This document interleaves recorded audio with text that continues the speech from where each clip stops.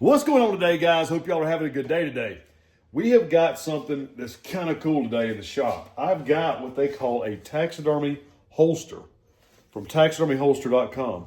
They sent me this to try it out, see what I thought about it, and so I figured I would do a little demo video of how to install this sucker, and then we can take a look at it and see what we think. So per the instructions, number one, place this paper on the back of your mount and trace it.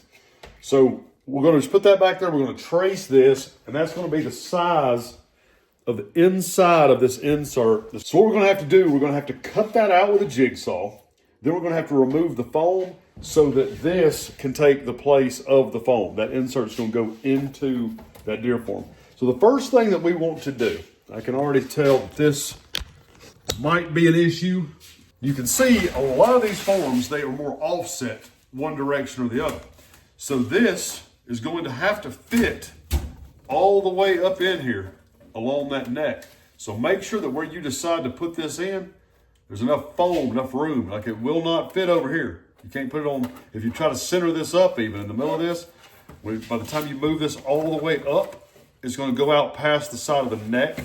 That's not going to work. So you're going to want to make sure that this is off to whatever side is going to go up into the neck of that deer, because that's actually a pretty deep insert. What I'm going to do now, I'm going to take a marker. We're going to go right down the neck of this deer and see where this needs to lay in relation to the neck as far as this insert. I'm going to line this up to where I know the back is flush with the wood, and make sure this comes up the neck to where I've got plenty of foam to work with and not run completely out of the deer. And I'm just going to draw a couple of marks here, give myself an idea as to where the insert needs to go once I make my cuts. The lip of that has got to screw down, and it is probably 1.5 inches, so we're going to have to give enough room for that to fit. So let's move this over just a little bit right in here. Yeah, we're still good right there, I do believe. Let me mark this at the corners and see if this will work. You definitely want to go through this step. This is going to be the most important part of installing this thing, just because of the fact that some of these forms have got such an offset neck. Yeah, that's going to work. That will work just fine. And like I said, you've got just this little bit of room right here, so you just want to make sure that that will fit right there to screw down and not stick out past the side of the form. Anybody that's a carpenter that's watching, you're about to have a heart attack. Because us taxidermists, we're more like those crazy artists that you see throwing paint all over canvases. We just run with it. So what you see here is not about to be precise. And you can do things more precise than I am if you want to, but that's not me. I just go with it. So what I'm gonna do, I've got a big old drill bit. Instructions actually say to drill this, cut it out with a jigsaw, pop it loose, and then use a spade bit to go through and remove your foam. I don't have a spade bit down here right now, so what I'll probably do is use this drill bit to cut it, cut the foam out of there, and go from there.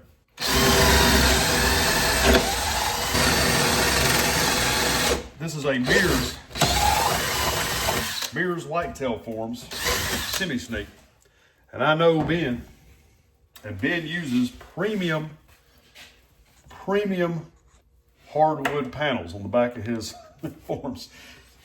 So this sucker's gonna be hard as a rock. It's also gonna be stuck onto that foam extremely well. So it may be a little hard getting that loose, but we will figure it out.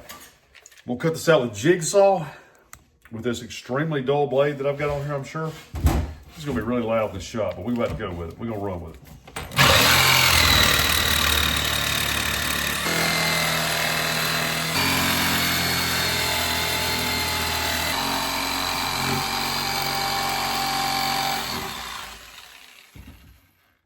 All right, we'll get a real quick.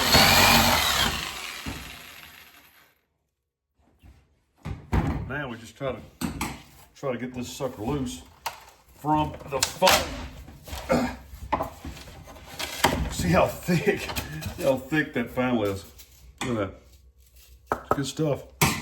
All right, now I'm going to go in here with my drill bit. I'm just going to start removing foam. You can cut that foam with a drill bit, or like I said, with a spade.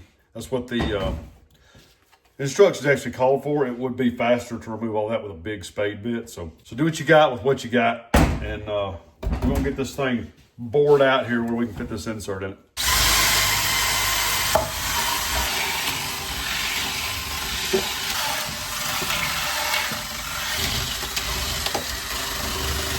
All right, so we've got her watered out there. And best thing I found to do once you got in there a good ways, because you can see how deep that is. I used a 10-inch knife and just kind of put it in there and popped the foam loose. You can chip it away fairly easy, at least on this form, the way that the foam's made. I just kind of chipped away until I got up in there far enough for that insert to fit. But you can see how far it goes up to about right there, up in the neck. So, like I said, it makes a big difference. You got to line that up to where you've got enough distance to get up in there and you're not working with empty space over there once you get that done. But it will fit up in here now. I've already test fit it. So the insert's going to go up in here like that. And then those 4 screws, we're just going to screw this thing down.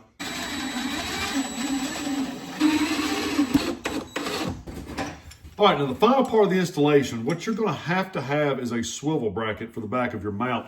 What this is going to do is going to bolt to the side of the mount. This is going to bolt to your wall. It's going to allow that to swing away from the wall so that you can get to the back of this mount.